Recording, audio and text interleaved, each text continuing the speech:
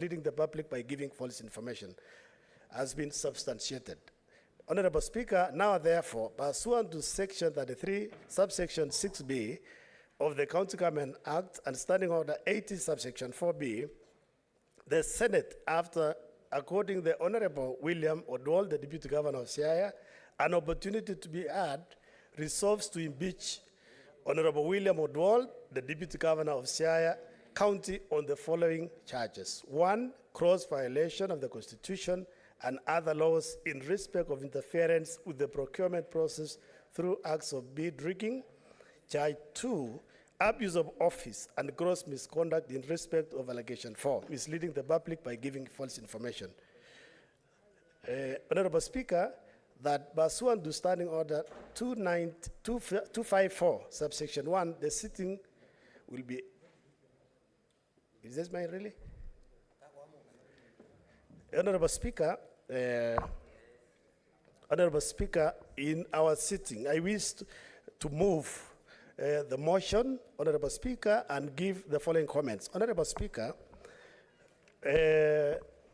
we sat as a committee after being given the mandate, and Honorable Speaker, subsection 33, section 5 of the County Government Act, Standing Order 83, and Rule 4A of Part 2 of the third schedule to the Senate Standing Orders provide that the Deputy Governor shall be invited to appear and be represented before the Special Committee during its investigations.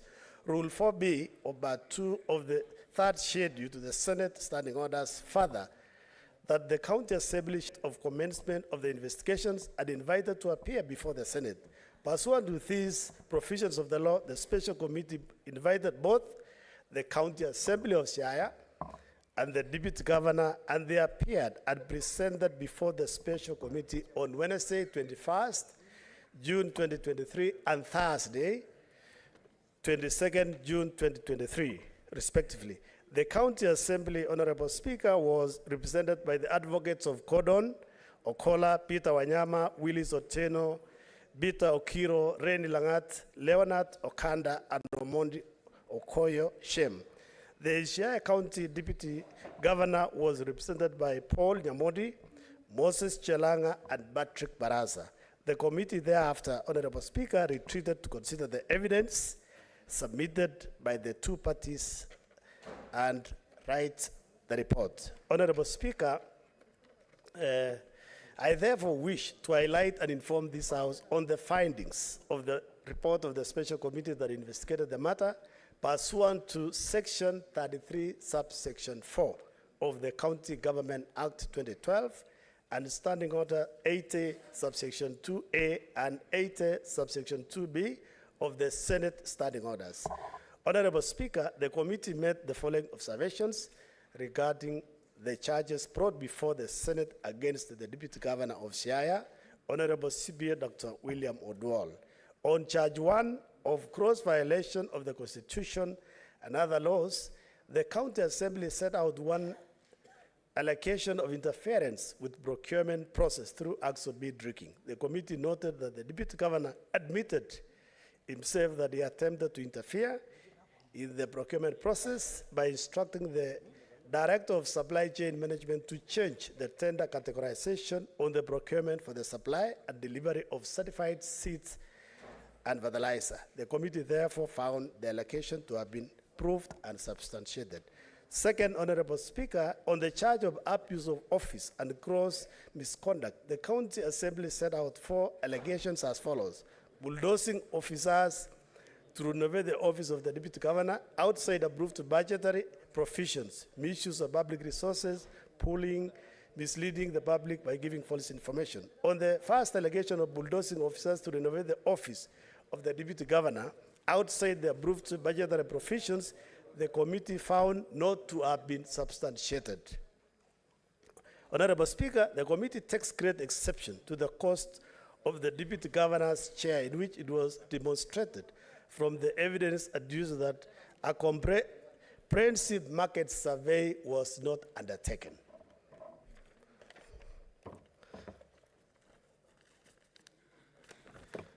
Honorable Speaker, we This we consider as a committee to be wasteful and urge counties to procure goods based on its properly assessed market value. On the second allegation of misuse of public resources, the committee found the allegation not to have been substantiated. On the third allegation of bullying, the committee found the allegation not to be substantiated. Honorable Speaker, from what we got uncovered, Honorable Speaker, there is a lot of infighting across the counties between the governors and the deputy governors. I think this House, Honorable Speaker, we might need to amend some laws, because it looks like the governors and the deputy governors during campaign, they have a marriage of convenience to get votes. As soon as they have votes, as soon as they're elected into the office, the fights start beginning from after inauguration. So, Honorable Speaker, there are issues that this House needs to look at so that the counties, so that devolution is protected. Because if the governors fight throughout 5 years, it's unfair. And these governors and the deputies, they agree during campaigns. So you wonder why they start fighting. They should not fight. They should work. If you agreed and you got votes together as a governor and a deputy governor, Chairman, why? The chairman. Yes. Senator Crystal Asige, what is your point of, what's your point of order? Thank you very much. Interrupt the chair on this report. However, Mr. Speaker, there is an issue that I am getting increasingly frustrated with in this House, and I thought that this is an opportunity for me to voice that issue. Mr. Speaker, this is not the first time, it's not the second time, not the third or fourth or fifth time that I have brought it to this House and through the clerk's office that documents need to be made accessible to persons with disabilities, specifically those with visual impairment like myself. Mr. Speaker, you began this resumption by saying that you trust that all senators have been furnished with the report in the 30-minute adjournment. However, Mr. Speaker, nobody has furnished me with this report, so it's becoming hard for me to continue to follow this proceeding. Mr. Speaker, as you know, persons with disabilities need, according to our Constitution, to be included, Mr. Speaker. It's not something that I'm requesting as a visually impaired person. It's something that is in our Constitution. Reasonable accommodation must be made for persons with disabilities so that we can be able to participate fully and meaningfully in all areas, Mr. Speaker. I have gone through this personally with the clerk, other senators as well in this House, maybe not with you specifically, Mr. Speaker, but I'm going to do this now because I cannot follow this proceeding. And other senators, or somebody might argue that, oh, but you're normally a senator, so you won't really be voting in this proceeding anyway, so it's not that important. However, I will strongly refute that by saying that I do deserve to be able to participate in this proceeding. And even though I was excluded from participating in the committee because of my disability, Mr. Speaker, I should not be excluded from participating in this House in your presence. So I stand on point of order number 1 to seek your guidance, Mr. Speaker, not just for this sitting, but for the 4 years that I'm going to be here. Because if I continue to be excluded, that will, in front of you and Mr. Speaker, with your knowledge, then I find that to be quite egregious, and I seek your guidance. I thank you.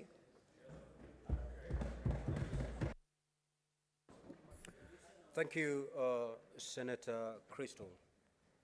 Indeed, your concern is very valid, and I fully agree with you. However, this report was made available the moment it was tabled. And between the time of tabling this report to resumption of this session, we had 30 minutes. It wasn't humanly possible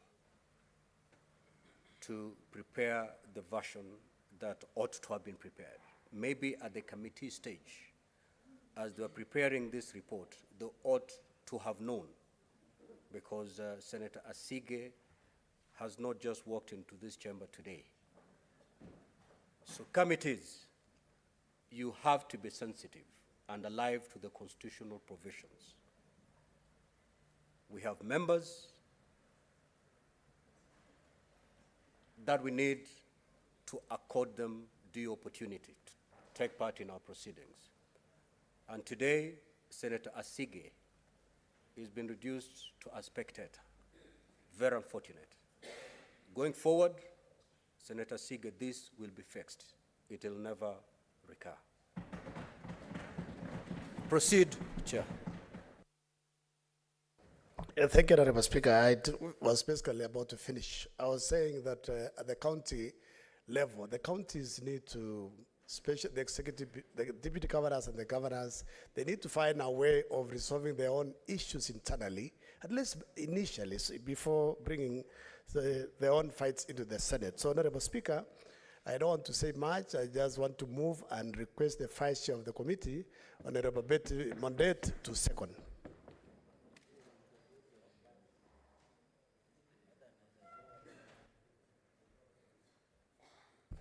Thank you, Mr. Speaker, sir. I rise to second the motion which my very able chairman has tabled to this House and say that it has not been easy. It has been a few days of hard work. I also want to thank the other committee members.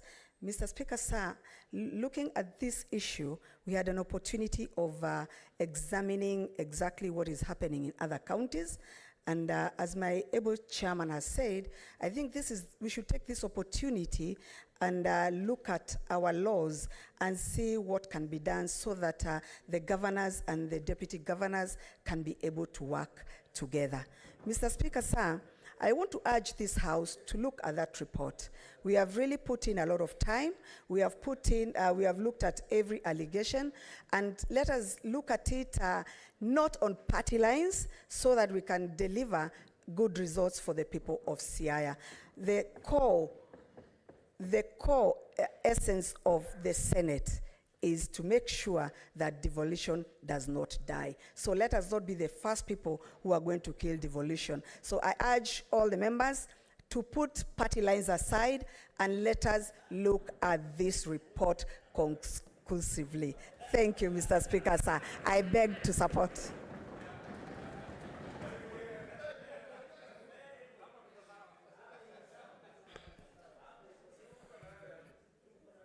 Now, honorable senators, before I propose the question, let me still address myself to the concerns by Senator Asige. I've just been informed by the clerk that a PDF version has been transmitted to the senator, and I believe you can now access it, Senator, so that you stop being a spectator and join this debate.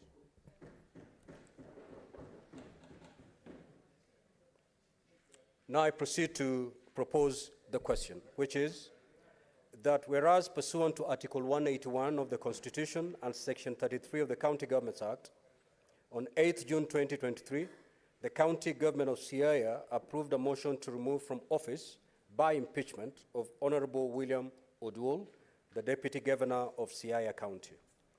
And whereas by a letter reference CASA DM/33/04, dated Friday 9th June 2023, and received in the office of the Speaker of the Senate on Saturday 10th June 2023, the Speaker of the County Assembly of Siaya conveyed the resolution of the County Assembly removing from office by impeachment of Honorable William Oduol, the Deputy Governor of Siaya County, and further forwarded to the Speaker of the Senate documents in evidence of the proceedings of the Assembly. And whereas pursuant to Section 33(3)(b) of the County Government Act and Standing Order 81B of the Senate, by resolution on Thursday, 15th June 2023, appointed a special committee comprising 11 of its members to investigate the matter on the proposed removal from office by impeachment of Honorable William Oduol, the Deputy Governor of Siaya County, and to report to the Senate within 10 days of its appointment on whether it finds the particulars of the allegations to have been substantiated. Further, whereas pursuant to Section 33(4) of the County Governments Act and Standing Order 82, the special committee has investigated the matter and tabled its report today, Monday, 26th June 2023. And whereas pursuant to Section 33(4) and 6B of the County Government Act and Standing Order 84B, the Special Committee has found that the particulars of Charge 1, gross violation of the Constitution, other laws, and Charge 2, abuse of office and gross misconduct, have been substantiated. Now, therefore, pursuant to Section 33(6)B of the County Government Act and Standing Order 84B, the Senate, after according the Honorable William Oduol, the Deputy Governor of Siaya County, an opportunity to be heard, resolves to impeach Honorable William Oduol, the Deputy Governor of Siaya County, on the following charges. Charge 1, gross violation of the Constitution and other laws, and Charge 2, abuse of office and gross misconduct. Now, Honorable Senators, the floor is open for debate.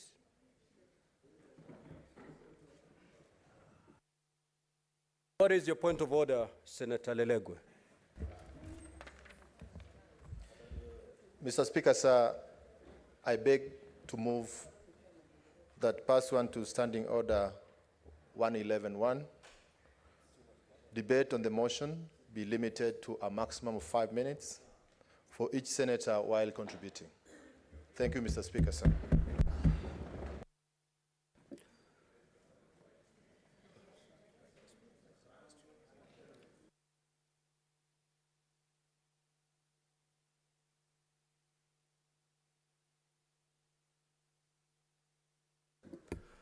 Now, honorable senators, before we started after resumption, the two sides consulted, led by the minority leader from the opposition side and led by the majority leader on the government side on this particular matter.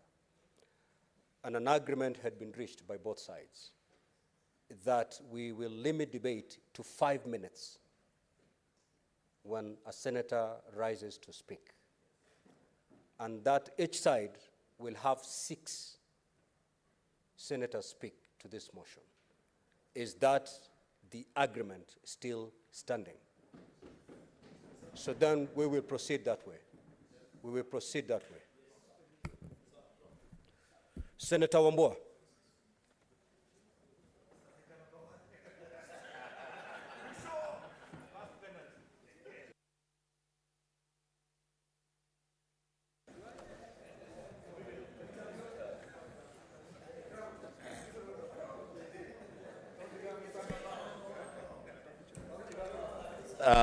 Thank you, Mr. Speaker, for granting me the opportunity to really set the pace for this debate. I don't know.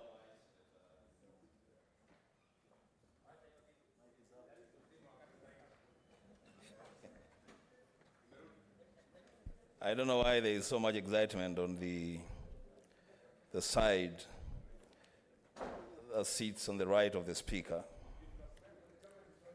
But there must be a reason for it, Mr. Speaker. Mr. Speaker, I first want to take this opportunity to really congratulate the team.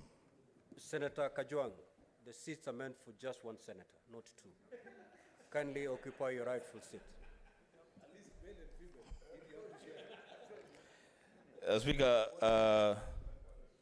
I take the opportunity to thank the committee that sat on these impeachment proceedings, and I thank them for the report that they brought to the floor of the House. The Speaker, the question that I ask myself, and I'm very sure it's a question that a lot of senators here are asking themselves, is at what point shall the Senate, sitting in plenary, prosecute a matter as important as an impeachment motion without undue regard to party positions? I'm not saying that it should happen now. I'm not saying it should happen tomorrow, but I'm saying, Mr. Speaker, on a matter as important and as weighty as an impeachment motion, it's an opportunity that we have to safeguard devolution by debating and voting purely on account of evidence and facts presented before this Senate. The Speaker, the committee that we put in place to deal with this matter has returned 2 verdicts on the positive impeachment of the Deputy Governor of Siaya. On the first verdict, Mr. Speaker, the committee, and I have not seen a dissenting report from the committee, so I assume that the committee has unanimously agreed that the Deputy Governor of Siaya has grossly violated the Constitution. That is the verdict of the committee, Mr. Speaker. Mr. Speaker, our impeachment proceedings and the requirements for impeachment are very clear and straightforward. That if a person set to be removed from office by way of impeachment. What is your point of order, Senator Tabitha?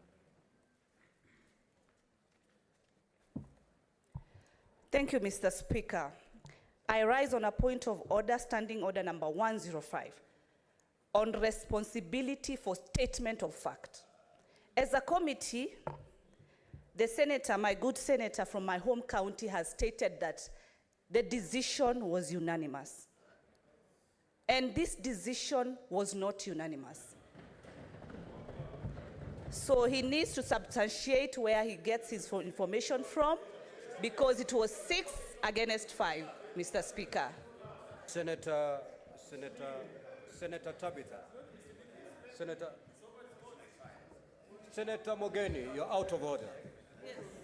Senator Mazayo, the chair is addressing the House. Senator Tabitha, I wish you could have stood on a point of information to inform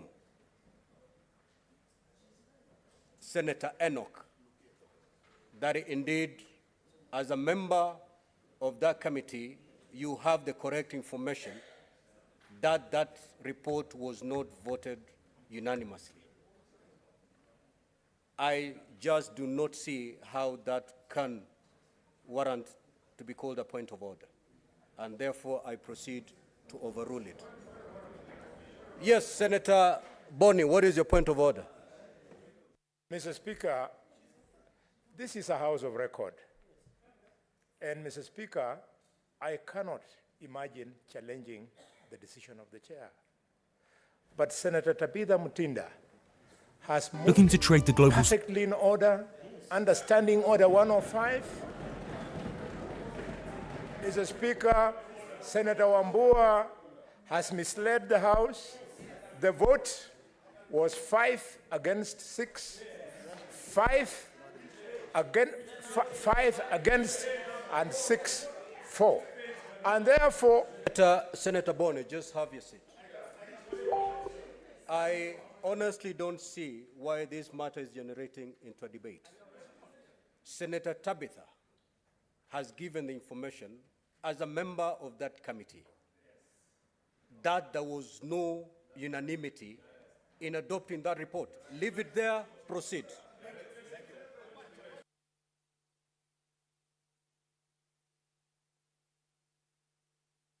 It's a small thing, really, guys. Mr. Speaker, I hope my time was held during that disruption. And the Speaker, there is value in reports that are tabled in this House. It is not a PR exercise, Senator Tabitha. There is value in reports that are tabled here. They inform debate, and that is why we took 30 minutes to read through the reports so they can inform our debate. The Speaker, for the information of Senator Tabitha and those with the same mindset, the Speaker, page 11, I'm addressing the Speaker, Madam Senator Tabitha, page 11 of the report, the members have adopted the list of members that have adopted the report. They are 11, and we put in place 11 members. And Senator Tabitha Mutinda, for your information, through the Speaker, you are number 9, and you have signed that report. The Speaker, just for the record, the Speaker, our proceedings. Senator Wambua, you're referring to page what of the report? Mr. Speaker, page 11.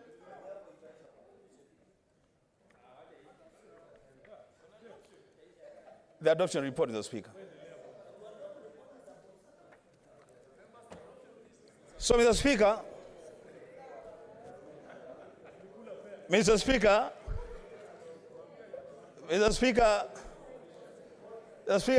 can you order that the Senator of Gitui be heard in silence? Honorable Senators, Senator Enoch Wambua will be heard in silence. Thank you, Mr. Speaker. Mr. Speaker, I will say two things, and my time was not held with the Speaker, but I'll say two things within the time that I have. Mr. Speaker, the first What is your point of order, Senator Boni? Mr. Speaker, I agree I don't know whether it's the same. with the information referred to page 9 by the Senator of Kitui, page 11. But Mr. Speaker, if it is true that page 11 is telling us what transpired during the voting, and when the actual outcome of the voting was not unanimous, then what else in this report is not accurate?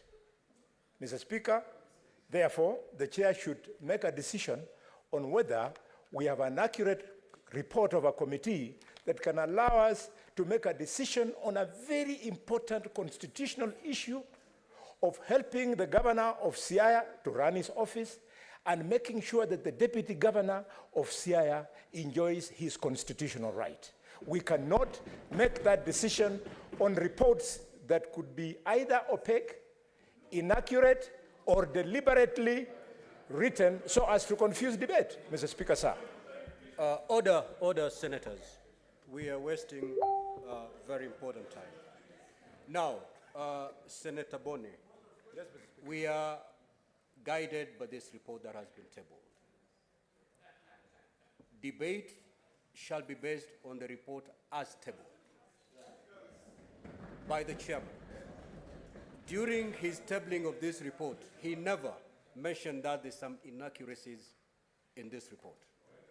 So kindly confine yourself to the report as tabled.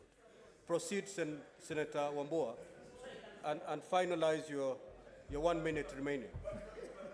You have 1 minute to go. Surely, Mr. Speaker, I have not even said anything. How can it be 1 minute, really? Thank you, Mr. Speaker. Mr. Speaker, I believe that you are a very fair arbiter of debate. And you will find that I have not been able to say anything because of interruptions. Mr. Speaker, I will leave it to the chair to decide whether I have 1 minute or 4 minutes. Mr. Speaker, the motion as tabled by the chairman of the committee has found the deputy governor of Siaya guilty of gross violation of the Constitution of Kenya 2010. The Speaker, without looking for any other ground, how can a person that has been found guilty by 11 members of the committee, guilty of violating gross violation of the Constitution, be allowed to continue to serve as deputy governor of a county? The Speaker, there are things you'll do in this house, if you're not careful, that will return to haunt all of us. On the one hand, the House cannot find any person holding public office guilty of gross violation of the Constitution of Kenya, and on the other hand, give him another opportunity to serve in a public office. The Speaker, secondly, the committee has found this Deputy Governor of Siaya guilty of office, abuse of office, and gross misconduct in respect of allegation 4 on misleading the public. Mr. Speaker, Chapter 6 of the Constitution speaks to integrity. And integrity, Mr. Speaker, is not just about fiscal discipline. Integrity is also about the relationship that us, as public servants, as leaders in this country, the way we relate with the people that we lead. Our choices, the Speaker, that we make to either lead or mislead our people. The Speaker, the Deputy Governor, on his own admission, in the same report, and the Speaker, I would very quickly add that if actually the committee, a section of the committee, is uncomfortable with page 11, there's nothing that would have stopped them from moving a motion to expurge page 11 from their own report. So this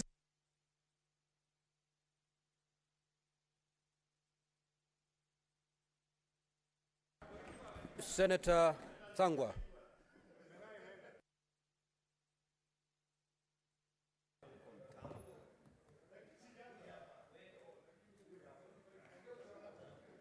Thank you very much, Mr. Speaker, for giving me this opportunity to oppose that recommendation and that report from the committee. Mr. Speaker, and I must thank the side of the minority, because as we stand here, we have not been threatened with maandamano if we are to go either way. So I can say we are fine. Mr. Speaker,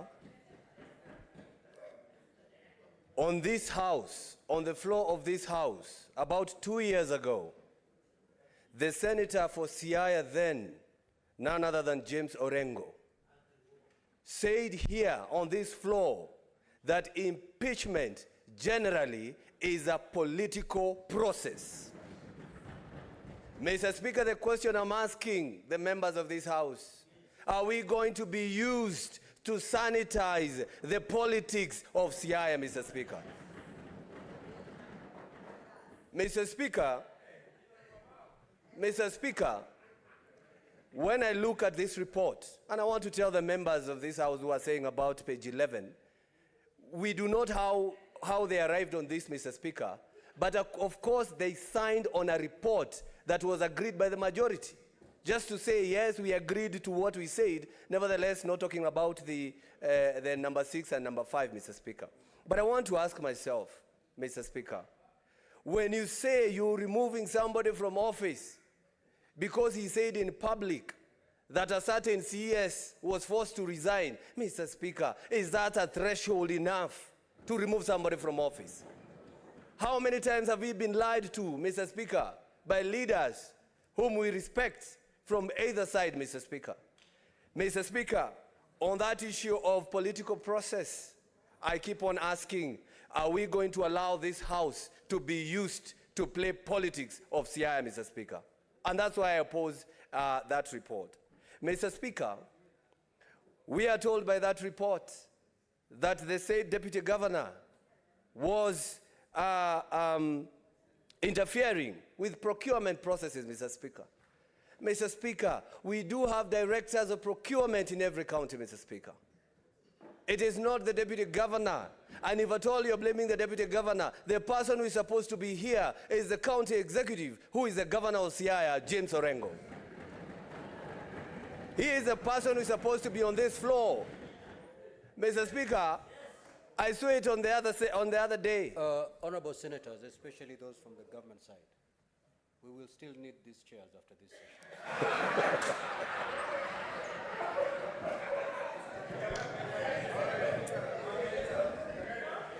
Thank you. I think I still have my 1 minute.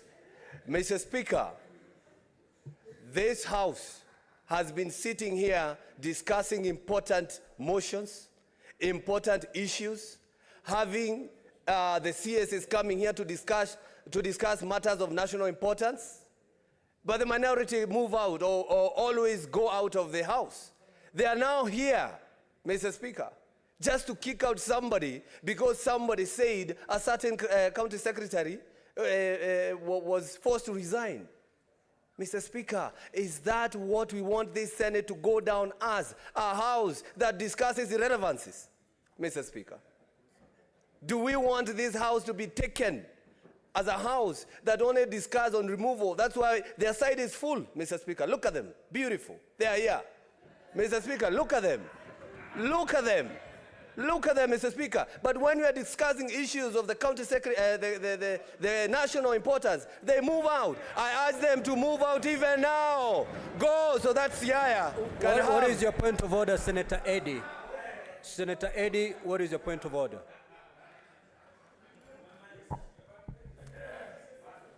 Mr. Speaker, thank you so much for giving me this opportunity.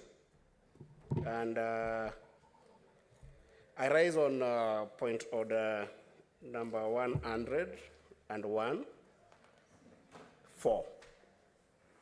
No senator shall impute improper motive to any other senator or to a member of the National Assembly except upon specific substantive motion of which at least 3 days notice shall be given, calling in question the conduct of this senator or member of the Assembly.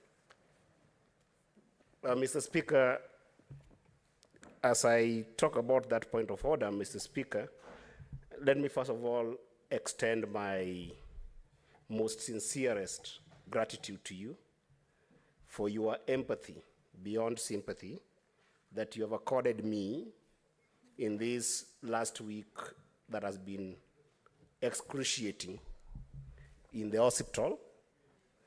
And other senators who have also been very supportive. I know Senator Cheriot was just joking, but he's my captain in soccer and he has been very supportive during my time of surgery. I actually left the hospital this afternoon, Mr. Speaker, and on very strong painkillers to go through this process. And it's very disappointing to hear the Senator of Kiambu imputing that the minority side, the senators on the minority side, are the one who have brought this case to this House. That the senators from the minority side are the ones who have come to the floor to prosecute the deputy governor of Siaya. I have been following this entire process, and I have actually been very keen not to even call members of the committee to check on them because of the honor and dignity that we give this House. Mr. Speaker, is it in order to reduce this debate to an issue of minority versus majority?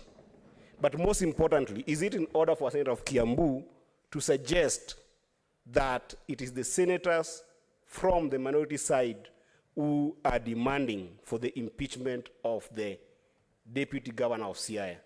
And Mr. Speaker, can he actually be able to give that evidence, alluding to all these honorable members who I think that in this House are just as honorable and as reasonable and as passionate and committed to the Constitution, the same way I am seeing the honorable members from the majority side, who I really, really respect.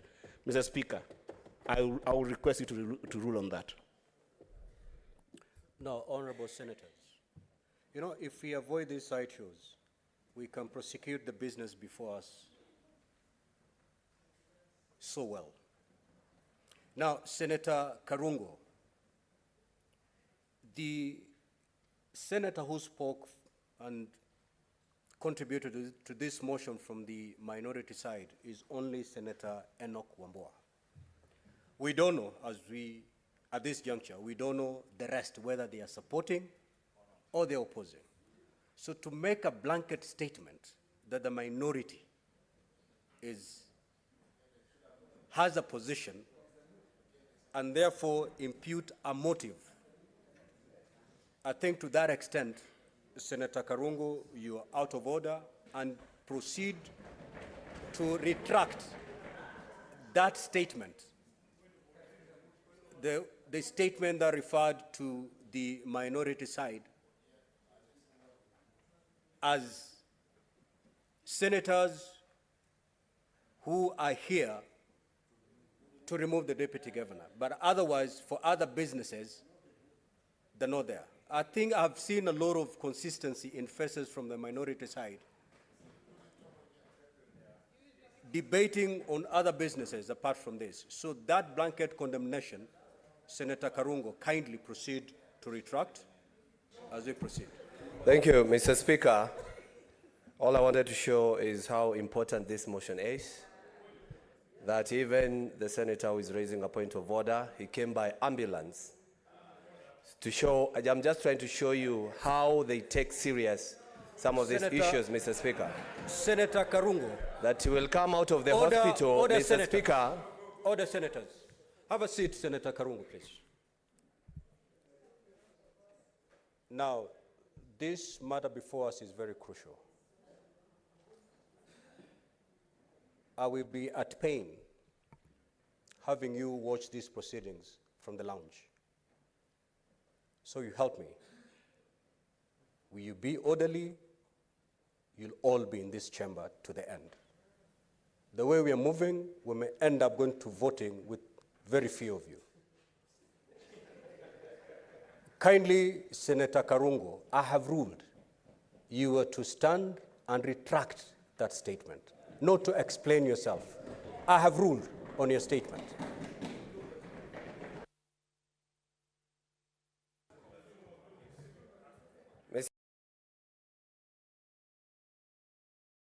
Mr. Speaker, I really respect the chair. And of course, I cannot argue with the chair. So I retract what I had said for me to prove a point later on. As I conclude, Mr. Speaker, I think I had a minute because I was interrupted. For me to conclude, Mr. Speaker, the grounds for removal of either a governor and a deputy governor are well put in Article 181 of our Constitution, Mr. Speaker. And it talks about gross violation, talk about abuse of office, physical or mental incapacity, and of course, if the deputy governor has committed a crime, Mr. Speaker. When we say... Senator Sifuna, what is your point? I hope I save my minute again, Mr. Speaker. Can you save the time remaining for Senator Karungo so that he can have his... Mr. Speaker, there is something that my colleague from Kiambu has said that I believe cannot be allowed to stick. He must also withdraw the assertion that, in fact, we have been refusing to attend certain sessions. It is... Mr. Speaker, I rose up. Please, Mr. Speaker, protect me. I would want that we refer to standing Honourable order. Senator is on a point of order. Thank you, Mr. Speaker. He must. Mr. Speaker, pursuant to Standing Order 103, we are not allowed to be discussing matters that are the subject of a court proceeding. It is a matter of record that, in fact, the reason the minority side does not attend sessions including foreigners, strangers to this House, is because we have filed a suit on principle objecting to the presence of cabinet secretaries in the Senate. Mr. Speaker, as you are aware, the minority side are the plaintiffs, and the clerk, as a representative of this House, is a respondent. Mr. Speaker, therefore, for him to cast aspersions on us, discussing a matter that is before court, he knows the reasons why we don't attend on Wednesdays. And then he wants to come and tell us here that somehow we choose which business to come and attend and which one not to. Mr. Speaker, I believe that he needs to withdraw those particular sentiments as well. Senator Sifuna, I'm afraid I'm going to overrule you. That does not amount to a point of order. Proceed and conclude your intervention, Senator Karungo. Thank you very much, Mr. Speaker. Instead of, anyway. Mr. Speaker, I was talking about Article 181 that gives the grounds for removal of anybody from office. Gross violation of the Constitution, Mr. Speaker, governor has committed a crime, abuse of office, and of course, physical and mental incapacity. Mr. Speaker, all those laid grounds by the Constitution, we cannot say just because the governor, the deputy governor, gives some information on political platforms that they are subject or they can be used as a basis to remove him from office, Mr. Speaker. Sometimes, some people talk just the way we are talking here, and I'm told to retract. Tell the deputy governor to retract if at all he said that, and people continue working. Would you remove me from office because I said they don't come on Wednesdays, Mr. Speaker? I'm just saying what is supposed to be said. Thank you very much, Mr. Speaker, and I do oppose. Senator Oburu.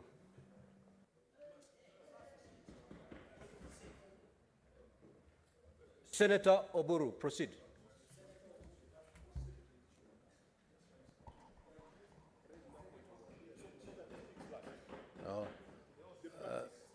Okay.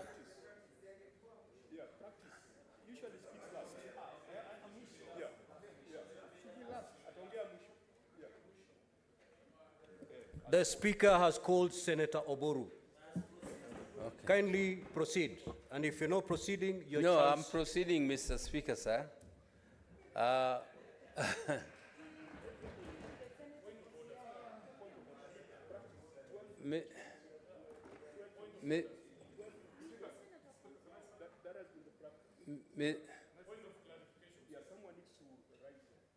Senator Mogeni, what is your intervention? I will allow it understanding of the one. Yes, Mr. Speaker, as a colleague, I really never want to challenge the ruling of the Speaker. But, Mr. Speaker, there is a tradition that has been set in this House, Mr. Speaker, that any time we have impeachment proceedings, we try as much as possible to leave the host senator or the senator whose governor or deputy governor is being impeached to speak last. So, Mr. Speaker, in fact, that has been the tradition in the more than 7 impeachments that we have done on this House. So, Mr. Speaker, I'll kindly urge that following that tradition and on the request that we had as a caucus, you kindly allow the Senator for Siaya to speak last, Mr. Speaker. I'm informed that the tradition is the host senator does not even speak on such a matter. And therefore, if you choose to speak, it is upon the Speaker to determine when you're to speak. However, Senator Mazayo, when the chair is speaking, you calm down. Okay? However, with the request that has been made by the minority side through Senior Counsel Mogeni, we will allow Senator Oburu to speak last on the opposition side. Senator Sifuna.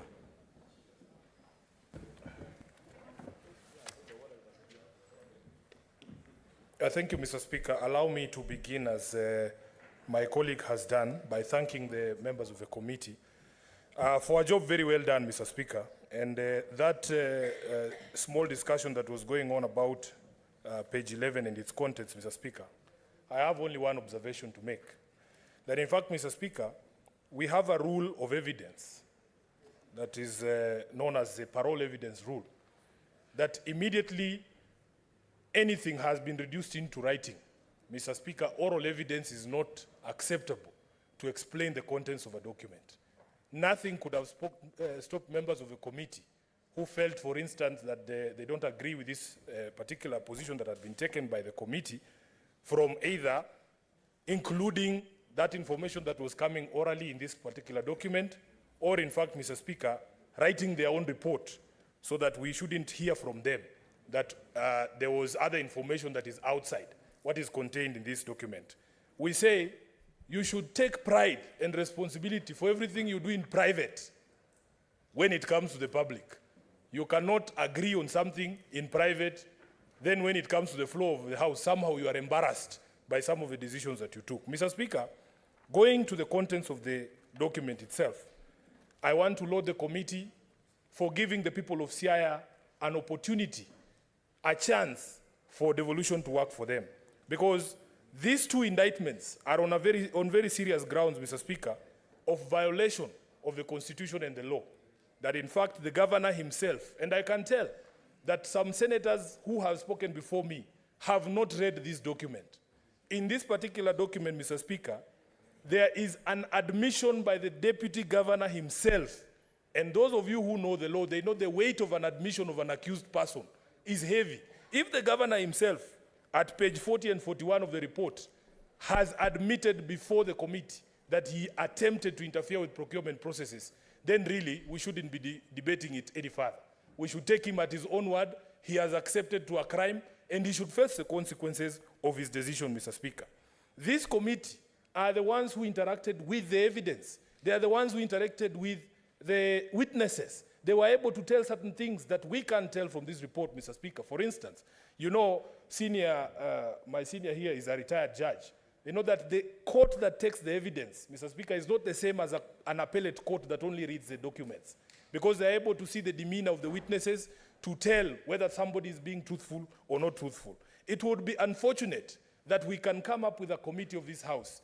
They utilize all the resources of the House that they have utilized, all the hours that the clerks have spent, and then when they bring a report such as this one, we want to run away from the report, including, I'm suspecting, some members here who already adopted this report and have not told us anything else other than what we can read here on this document. So I want to thank you, Chairman William Kipkemoi Kisang, for giving the people of Siaya hope that now at least devolution is going to work for them.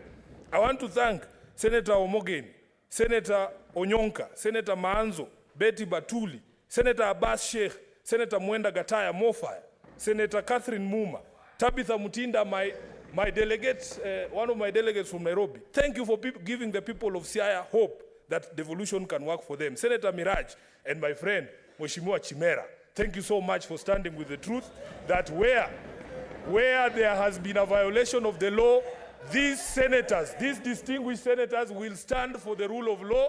They will stand for the Constitution, Mr. Speaker.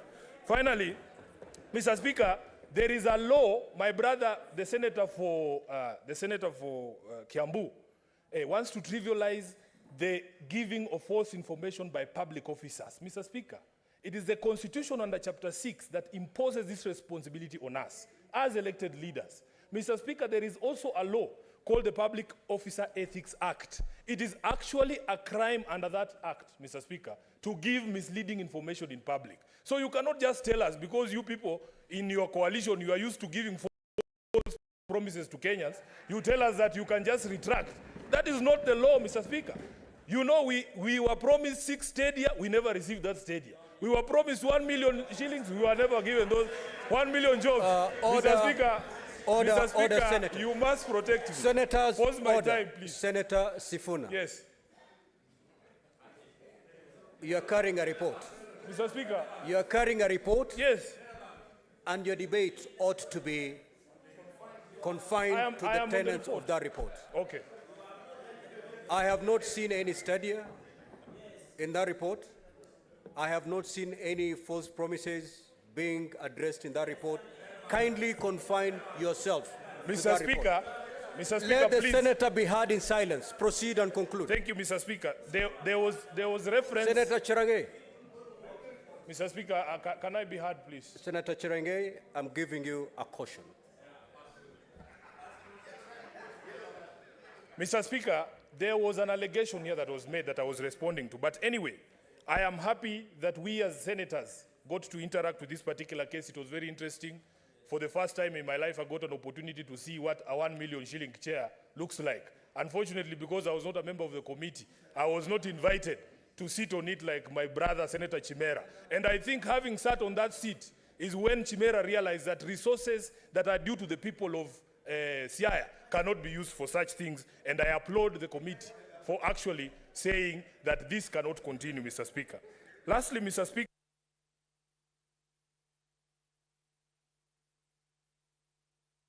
Senator Methu.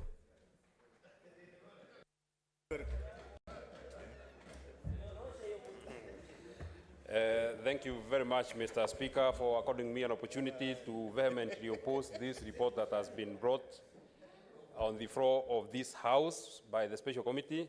I don't want to spend a lot of time thanking them because I go and read and interact with the library of this House, Mr. Speaker. And one of the very quotable quotes that I would want to quote today, Mr. Speaker, is a quote that was made in 2014 by a very distinguished senator of Homa Bay, the first senator of Homa Bay, Gerard Otieno Kajwang, during the impeachment motion of the deputy governor for Embu, Dorothy Nditi. The good senator for Homa Bay said, I want to quote him, that a deputy governor, it is more difficult to divorce a deputy governor than to divorce a wife, Mr. Speaker.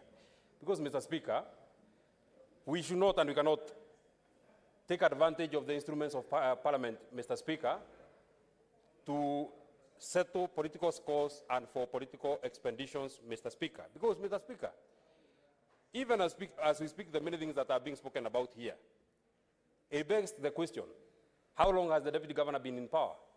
How long has the deputy governor been the deputy governor of Siaya? Just 9 months ago, Mr. Speaker, the accusers of this gentleman, the deputy governor of Siaya, Mr. Speaker, were merrymaking with him when they were campaigning, and they were very, very happy moving around with him. And just 9 months later, out of issues that I don't want to speak about because they are not part of the report, Mr. Speaker, we are now here for an impeachment. But, Mr. Speaker, I understand where the senator for Kiambu is coming from. An impeachment is not just any other motion that we speak about on this House, Mr. Speaker. Once you have been successfully impeached, Mr. Speaker, because we must understand what are we speaking about. We might destroy the life of a person who otherwise would have been a very innocent person, because once you are impeached, Mr. Speaker, the law is very clear. You can never occupy any other office, Mr. Speaker. I have heard my very distinguished colleagues, and it is in the report, page 92, Mr. Speaker, that one of the charges against the deputy governor, Mr. Speaker, is issues to do with procurement, Mr. Speaker. Indeed, in the report, page 35 to 43, because one of our senators was accusing us of not having read the report, it is speaking about issues to do with disjointed procurement in Siaya, Mr. Speaker. Reading section 47.1 of the Public Procurement and Disposal Act, Mr. Speaker, a procurement function shall be handled by the procurement professionals whose qualifications are recognized in Kenya. Mr. Speaker, if then we are speaking about, and our colleagues have spoken here, if, Mr. Speaker, we are speaking about... what is your point of order, I hope my time is... Serve the time, the remaining time for Senator. 2 minutes. Senator Edu. Mr. Speaker, I seek your indulgence on this issue because we are in a very serious issue. And Mr. Speaker, my point of order is point of order 104. If Senator Methu might sit, Mr. Speaker, the fact that I'm seated, I'm taking the floor. Mr. Speaker, point of order number 104 says a senator who wishes to speak on any matter in which the senator has peculiarity or proprietary interest shall first declare the interest.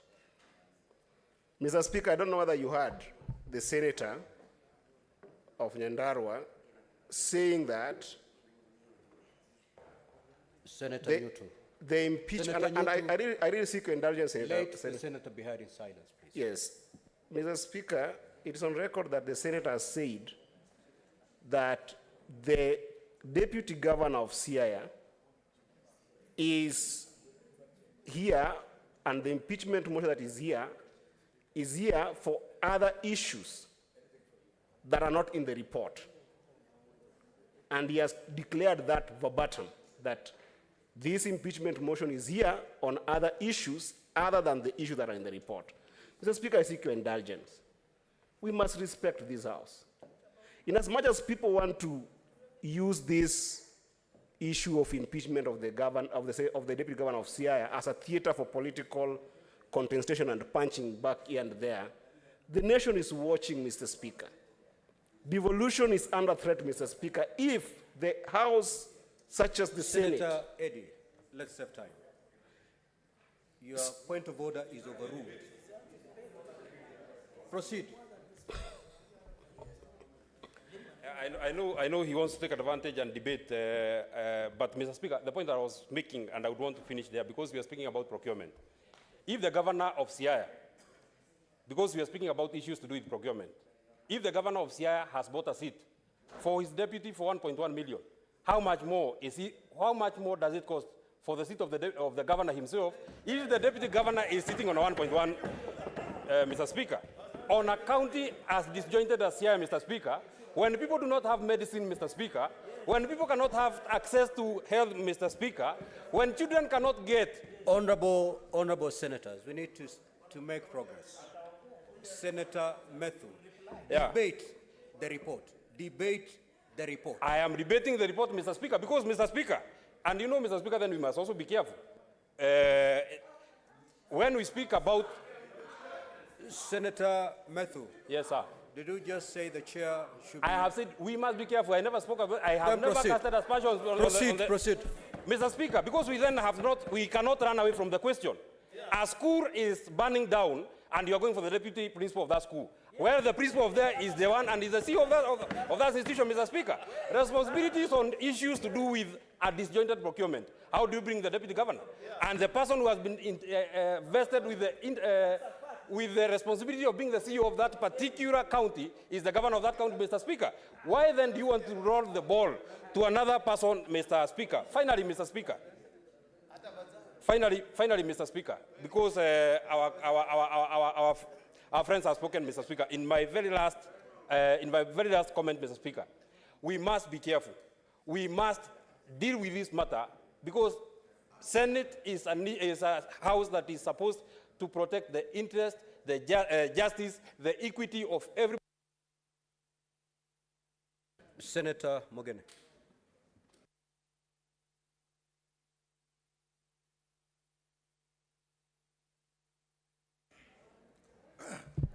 Mr. Speaker, first I want to thank the 11 members of the committee that have returned a unanimous verdict to this House, proposing the impeachment, Mr. Speaker, of the Deputy Governor of the County of Homa Bay.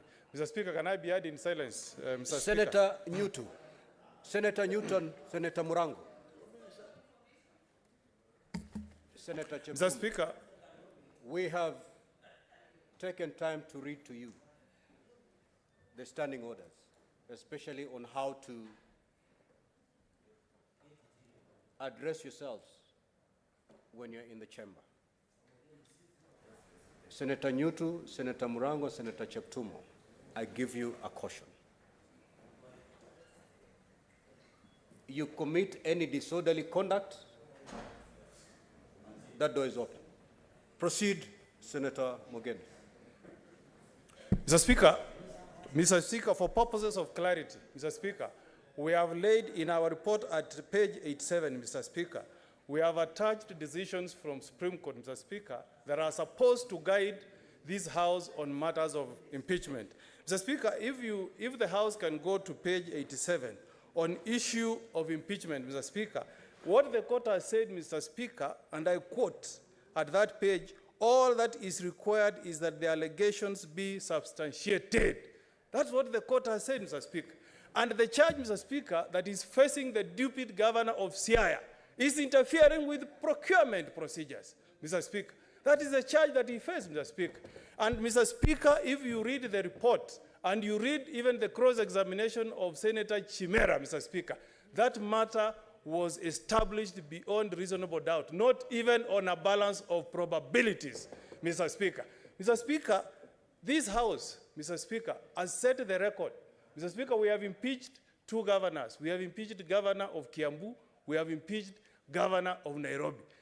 Nobody has been impeached in this House, Mr. Speaker, for committing criminal acts, Mr. Speaker. It's issues of integrity, Mr. Speaker.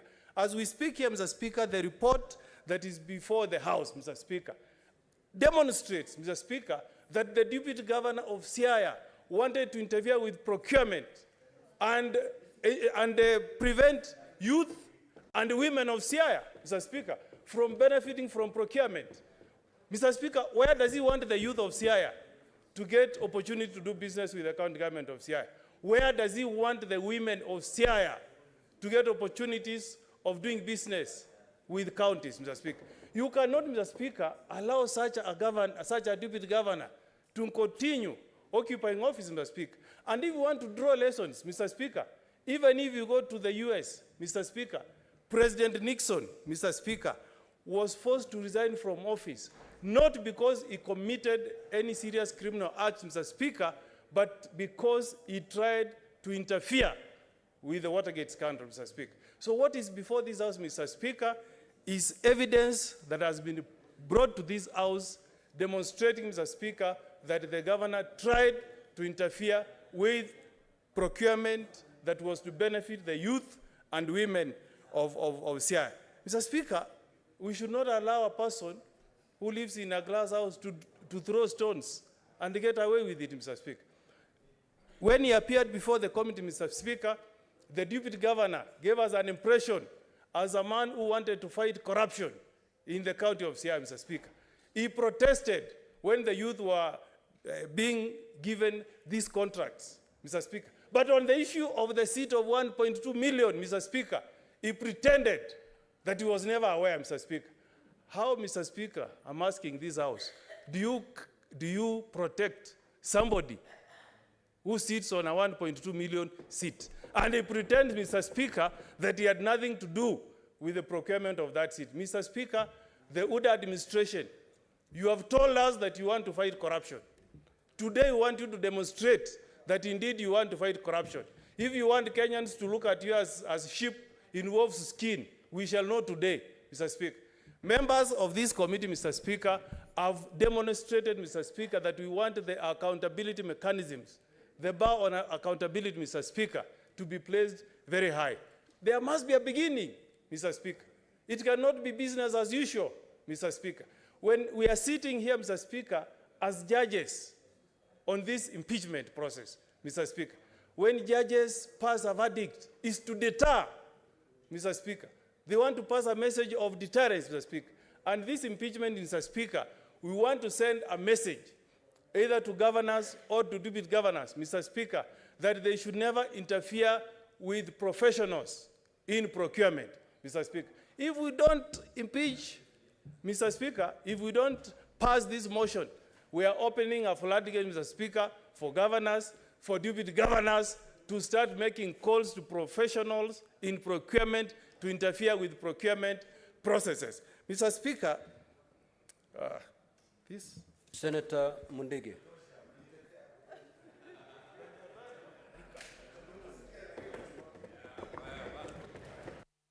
Bwana Spika, mimi nakataa mambo ya kutimuliwa kwa deputy governor wa Siaya kwa sababu tunajua kazi ya governor wakati wa siasa. Governor na deputy wake wanatembea kona zote wakifanya siasa. Lakini tunajua wakati kwa kuingia kwa ofisi, governor anachukuliwa kama mtoto ya shule. Pia deputy anachukuliwa kama mtu ana maana yoyote. Na ninataka kusema kwa sababu niko na ushuhuda ya kusema hiyo, pale Embu wakati wa kipindi ya kwanza, governor wa Mbora alichagua mandamu alikuwa anaitwa Dorothy. Lakini wakati wa kufanya kazi alimnyanyasa kwa sababu Dorothy hakuwa na pahali yoyote, mpaka hiyo mama akawa hakuwa ana maana. Alikaa na yeye mpaka unakuta sangira mnyang'anya gari. Na kwa kipindi ya miaka 5 iliisha, mara ya pili akachukua kijana mwingine anaitwa Dr. Kariuki. Nataka kusema for example, nataka kuongea Senator Mazayo. Yes. Senator Nasema mfano. Senator Mundigi. Just Senator Mazayo. Senator Mazayo, there is something called comparative analysis. Asante Bwana Speaker. Bwana Speaker, hoja. Proceed. Senator Mazayo, have your seat. Have your seat. Have your seat. Proceed. Wa pili akachukua Dr. Kariuki. Siku moja tunakumbuka alisimamisha gari na gari iko polisi karibu mwezi mmoja. Kwa hivyo tumeona kazi ya magavana ni kunyanyasha vijana wetu wale watakuwa magavana kwa ile miaka ingine. Mimi nakataana na kusema kama gavana angetimiliwa, gavana kama deputy angefaa aende, deputy gavana ndiye angekuwa kwanza kujibu maswali. Kwa sababu tunajua gavana ndiye ako na kidole ya kufanya kazi yote ya kuvuta watu, mambo ya kuandikana, gavana kushukuru kama ni mtu ana maana. Kwa hivyo mimi nakataana hiyo maneno. Ya pili, tunajua ingekuwa ni mambo ya kurusha mawe.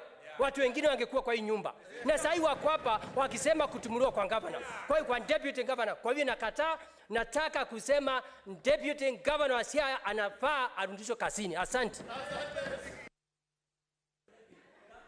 Senator Muma.